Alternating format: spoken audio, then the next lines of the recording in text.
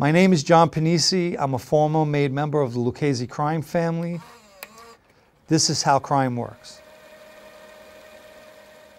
We were involved in a Range Rover scam where the Range Rovers were purchased or financed from the United States here and shipped to countries like China, where they had a specific Range Rover that didn't have all the bells and whistles that the Range Rovers in the United States had, and they were sold almost for 4 times the amount.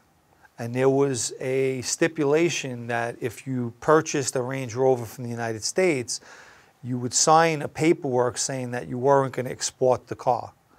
They were buying them maybe for $100,000, $120,000, and it was being sold in China for about up to $400,000.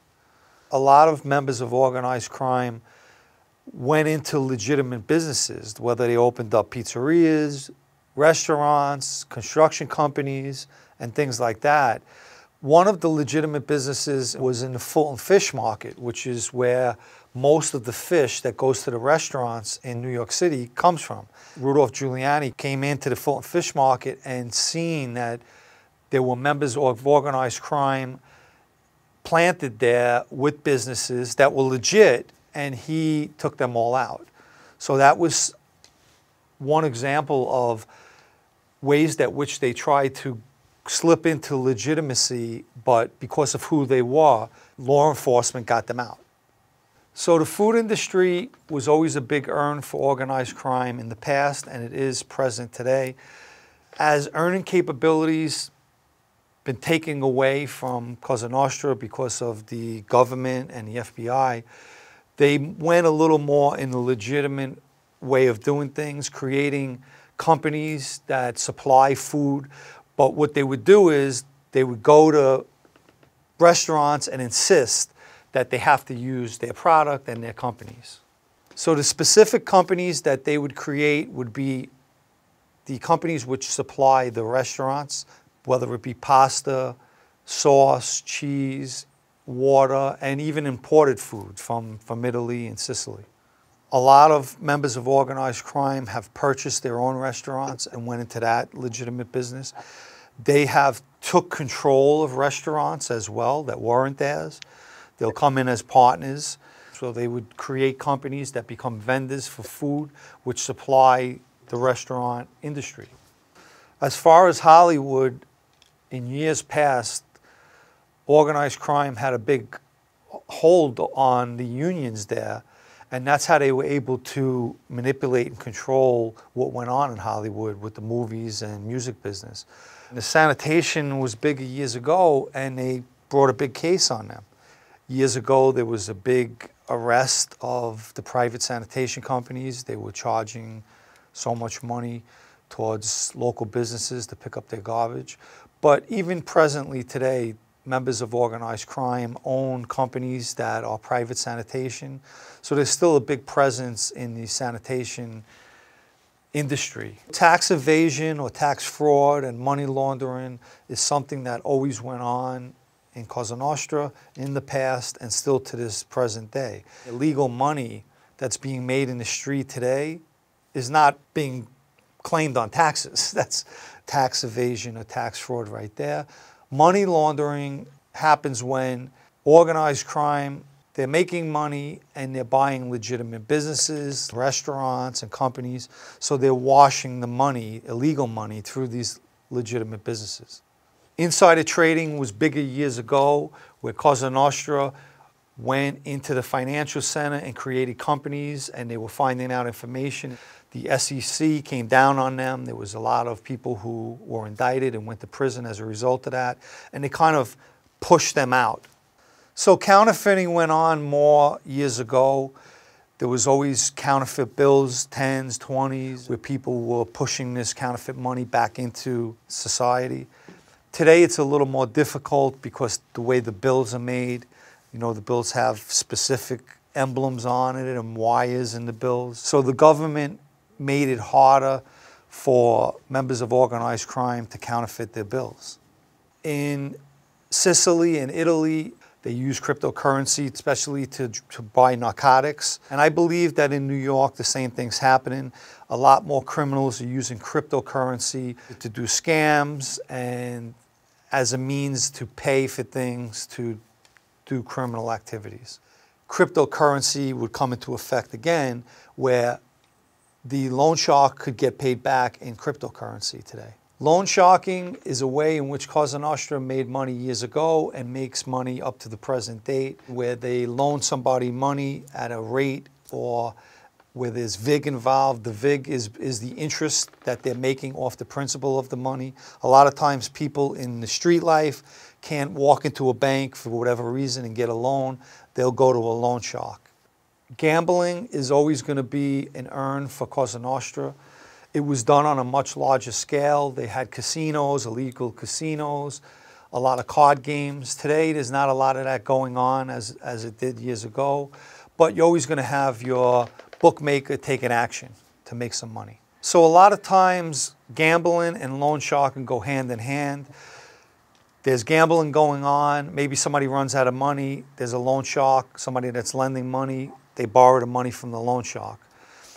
And gamblers are always going to be owing money. So in turn, they go to the loan shark. So those two specific ways to make money go hand in hand for Cosa Nostra. So gambling's been taken to a new level in present times, where now there is online gambling. So Cosa Nostra has people who have online gambling. Mostly in Costa Rica. They'll build websites and they'll have their customers go online and they gamble through the website. Years ago, it was all done through paper, people writing things down. There was none of that online activity. As far as gun trafficking and arms trafficking, obviously it was bigger years ago, but every family has a member or certain members that are involved in guns.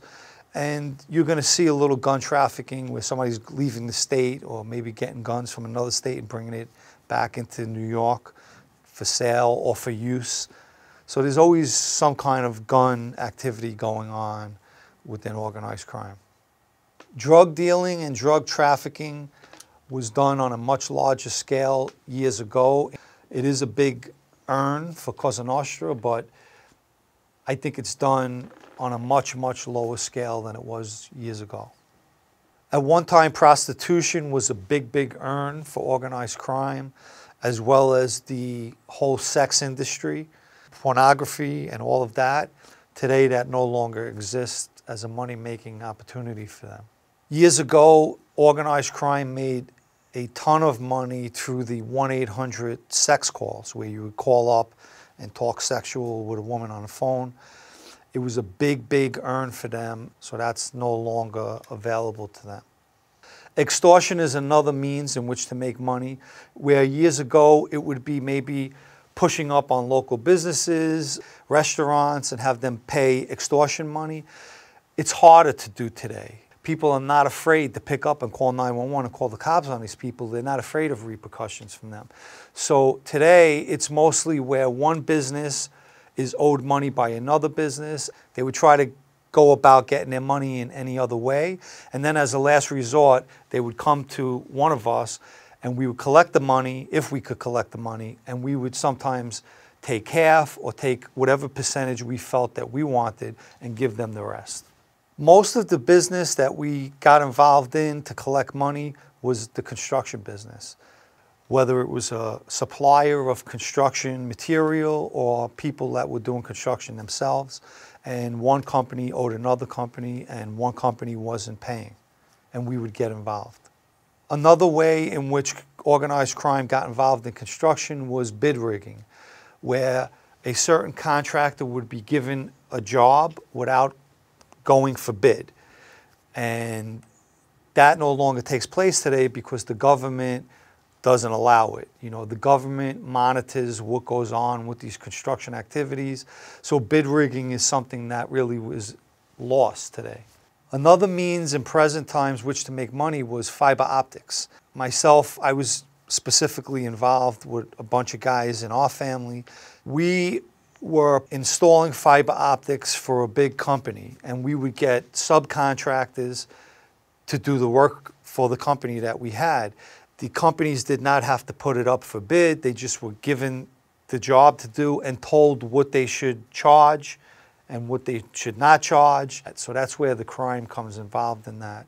So presently, Cosa Nostra is making money through the old methods and some of new methods like bookmaking, gambling, extortion, labor racketeering, the construction industry, the carting industry, the garbage industry, and those are always going to go on.